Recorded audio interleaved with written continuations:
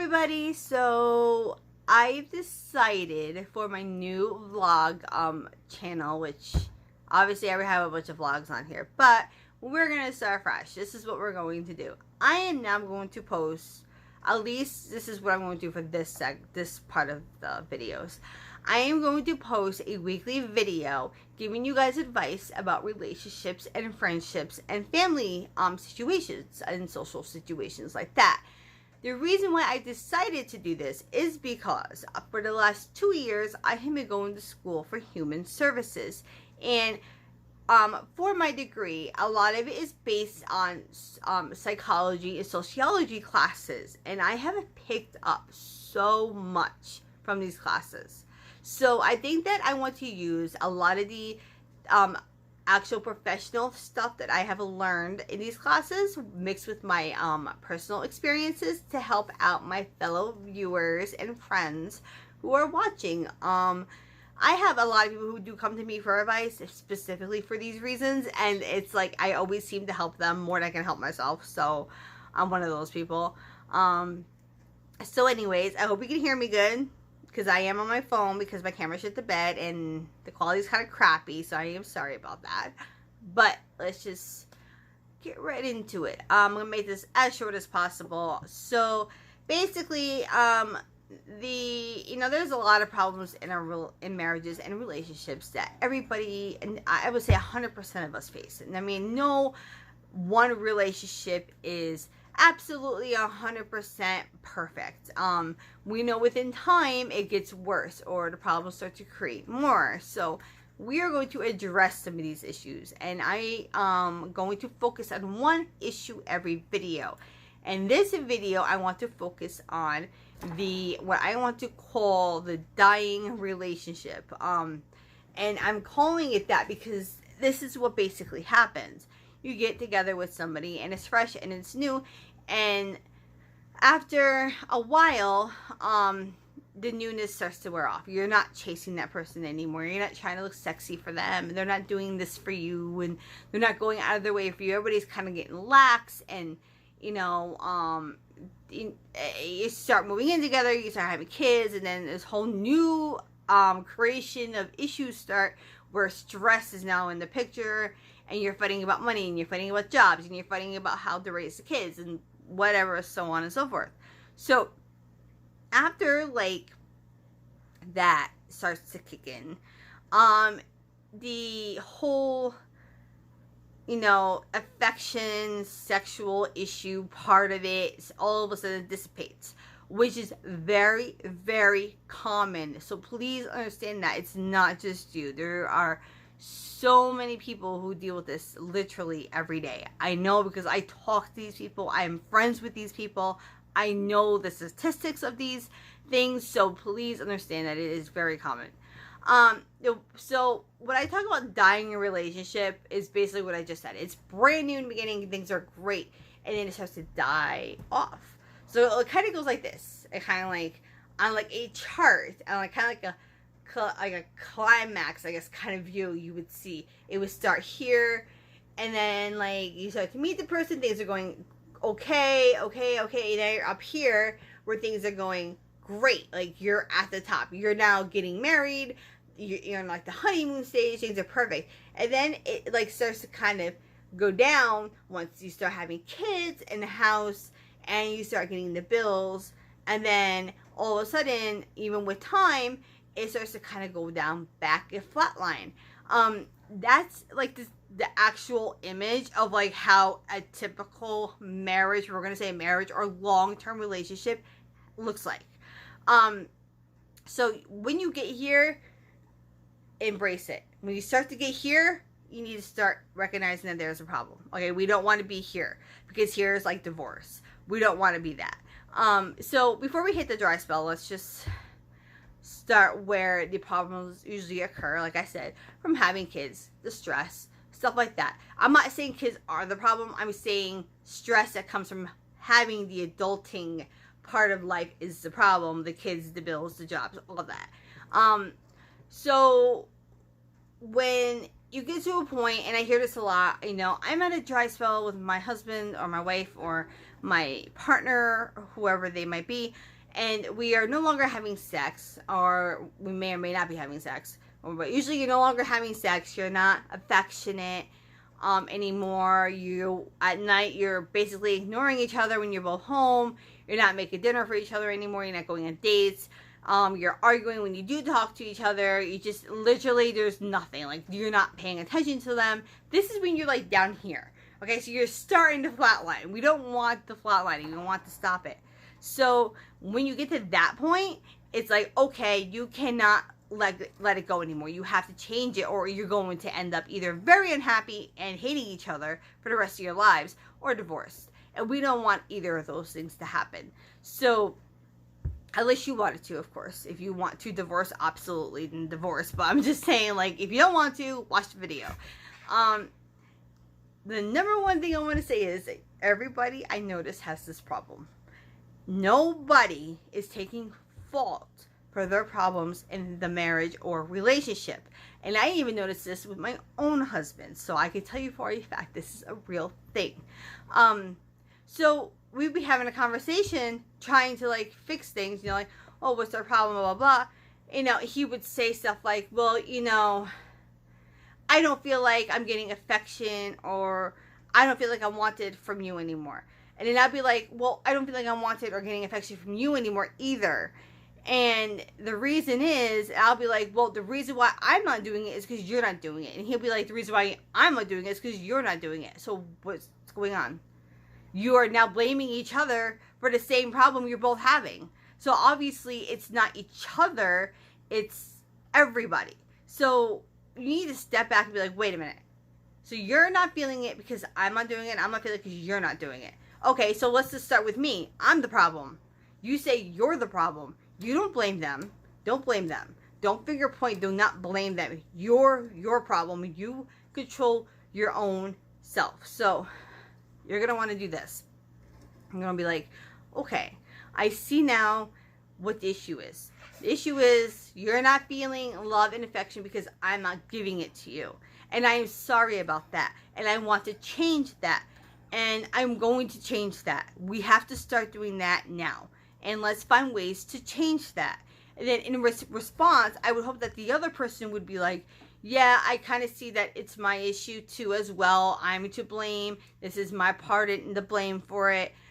We need to do that. We need to figure out how we can start being affectionate again, how I can change myself to be that way for you, and then how we can keep it going. Okay, that's how you recognize the problem. You recognize the problem by saying, okay, here's the problem. Now, let's break it down. So, basically, what you just did was huge. Okay, you just stood up and took blame for your part in the problem in this marriage or relationship. That's a big step. And you did it without blaming the other person. That, my own therapist, my husband's therapist, our couples therapy has told us that you don't blame each other, because that makes the other person act out. And let me tell you, that is true. The other person will act out, because my husband will walk right the hell out of the room and slam the door and say, I'm not talking to you no more. That's exactly how that goes down. We don't want that. And that's a very common solution, or very common problem, which is why they say don't blame the other person. And I can tell you, don't do that. So now you're recognizing the problem. So now we want to change it. So now we're going to go from recognizing the problem to the solution. So the solution could be various, because it really depends on your family situation. It depends if you have kids. It depends if you have money. It depends if you have the time. Like me and my husband, we don't have a lot of time. Like I volunteer. I go to school, I work, and I'm the basic primary homemaker for everything. I take care of all the bills, everything. He works, but he works like 12-hour days. So I'm expected to have dinner done and house clean and stuff like that, which is another situation that can cause issues. But we'll talk about that in another video. We're not focusing on that right now. Only one thing at a time. So basically, the time part of our marriage is kind of very slim. We only kind of get maybe 2 or 3 hours in the day alone together when the kids are in bed before we go to bed, because we're so tired from everything. And that's if I don't have a, meeting with my volunteer organization, or if I'm not volunteering for or responding to something, or if I don't have a lot of schoolwork. That's always an iffy thing because my stuff could change at a drop of a dime because of what I volunteer for. But mostly 2 or 3 hours maybe. And those 2 or 3 hours is spent us talking, sitting on our phones. We don't want that. So that, something has to change. So what I think, from my situation with the kids and the time being short and the money being short, my best bet to you is to try to find some sort of money, even if it's just going to McDonald's. Go on a date. All right, you want to be out in public, somewhere in a positive environment, anywhere positive, but be in public, because that's going to cause, like, if something tension happens, there's going to be less likely of a fight. And what you're going to do is you're going to talk about everything but the problem, and you want to talk about yourself. So let's take a step back, and what you're going to really want to do, and it always seems to help us, is to go back in time to when you first met, and when you first started dating, when you were up like here in the climax chart, and when you're up like here, when you're like happy, you're not married yet, but you're like really close. What made you get to that point last time? What did that person do to make you happy? So what I suggest you do is reminisce. Reminiscing is a huge thing in bringing back positive feelings on a relationship, whether it's a friendship or a marriage or a relationship, don't matter, any sort of relationship. Reminiscing about good things that happened to you is the best way to go about it. So bring up, like, I'm hearing a lot of noises, my heat mat. Bring up a lot of things like, okay, remember when we went out and to Six Flags and on our first date and we had a really good time? Do you remember when you won that really big cat for me or whatever? You know what I mean? Like, just random things. Just bring up something to make you laugh. Don't bring up things that will cause a fight. Don't bring up like, oh, you remember when you used to hold doors open for me and now you don't. Not stuff like that. Like, good things, like things that would be like, oh man, that was so much fun. Like, you remember, like, I remember the smells, I remember the taste, like things like that, like positive things. And that will get you going into the right direction. It will start to smooth things out a little bit. And once the things start getting smooth, you start to kind of see, okay, so now we need to kind of figure out how to get this affection back. Reminiscing will help you do that, because you're going to start to see where you went wrong, when it went wrong, and how it was before that, and what started all of it. So it will put you in the mood to be like, all right, I really want to be with this person. Like, I always really want to be with this person, and I'm going to make that happen now. So what you do after that is totally up to you, depending on how the situation goes. But what I would recommend and what I do personally is excuse me, is that go home, turn off your phones, or just put them on silent, whatever you feel. I'm on call, I'll have to put my phone on silent, or put it on vibrate or whatever, or just not be on call that night would probably be the best bet to do. Put the freaking TV on, rent a movie, watch a movie. There's 1,000,000 streaming channels, there's Redbox, there's On Demand. There's no reason why you can't find a movie.